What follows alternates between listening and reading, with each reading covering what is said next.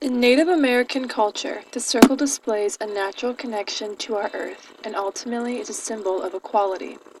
Although there are several hundred different Native American tribes, many of which have different beliefs, almost all tribes hold this perception of time as being circular. Many tribes believe in reincarnation, that the soul is an eternal presence that moves from body to body without ever leaving the world. Others believe that when a loved one dies, their soul is transported to the next world where they join their ancestors who passed before them. This different perspective allows the Native Americans to view death not with grief, but with acceptance and peace. Many tribes do not see death as an absolute, but instead they see life as an infinite journey where death is not the end. Death is appreciated as a passage to the next world, the next step in life. However, this is quite inconsistent with the Western world way of thinking, where most people perceive time as a linear thing. Milestones are anticipated, passed, and once they are passed, they are finished. We are born, we live, and we die, in that order. And once we die, we are gone. But what if death isn't the end? What if it is simply another milestone on the timeline of life? Rather than imagining life as a line, what if we imagined it as a spiral, a circle, some weird oblong shape? Many indigenous cultures perceive time as being circular rather than linear. There are no definite beginnings or endings, only what is, what always has been, and what always will be. When reflecting on how the natural earth perceives time, one can't help but see the circular patterns everywhere.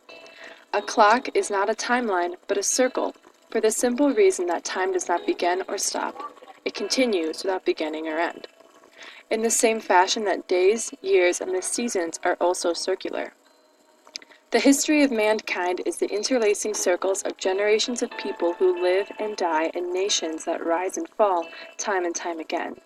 The natural world also follows this construct, for the earth circles the sun as the moon circles the earth. Entire solar systems rise and fall through creation and destruction. All living things are connected by the circle of life.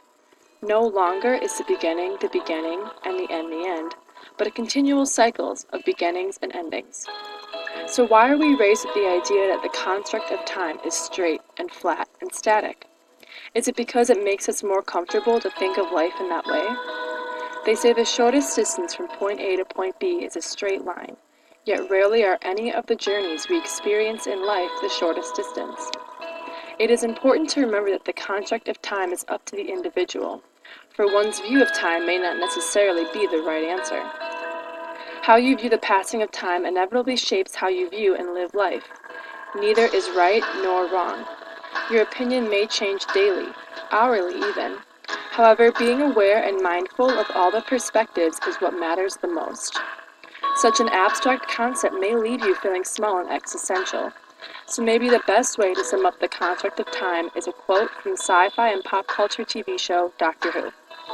People assume that time is a strict progression of cause to effect. But actually, from a non-linear and non-subjective viewpoint, it's more like a big ball of wibbly-wobbly, timey-wimey stuff. Thank you.